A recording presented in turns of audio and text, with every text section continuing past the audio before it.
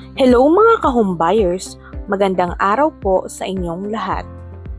Welcome po sa ating online tripping dito sa Linville Homes San Antonio, San Pablo, Laguna.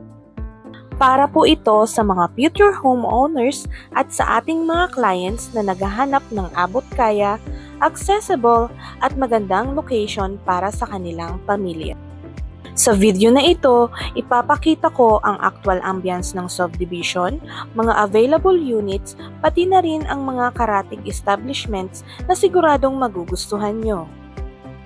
Isa sa pinakamagandang advantage ng project na ito ay sobrang lapit nito sa mga schools, palengke, hospitals, terminals, malls, at iba pang importanteng establishments, kaya perfect talaga para sa komportable at convenient na living. Kaya samahan niyo po ako sa ating online tripping at baka ito na ang bahay na matagal niyo nang hinihintay.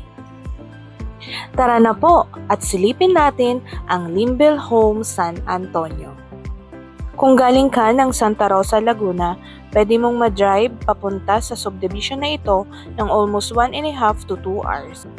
Along highway lang po ito at pwede mo siyang ipin location sa Google Map, yung Linville Homes San Antonio.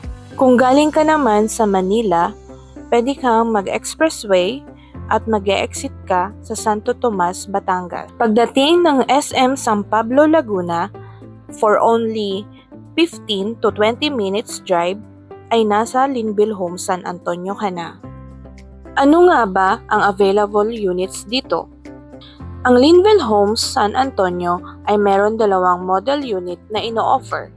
Meron pong Sophia Deluxe, which is duplex type, at semi-complete na. Ang Sophia Deluxe po ay almost RFO na. Kung makikita po natin dito sa video na ito, ay halos lahat po ng mga duplex type dito ay mga nakatayo na, meaning ready for occupancy na po sila. At ang isang unit po dito ay ang Chloe Model Unit. Ito po ay townhouse, bird type unit at merong minimum lot area na 36 square meter at floor area na 40 square meter. Ang Chloe Model Unit ng Linville Homes San Antonio ay kasama sa programa ng Pag-ibig, ang tinatawag na 4PH program ng Pag-ibig Housing Loan.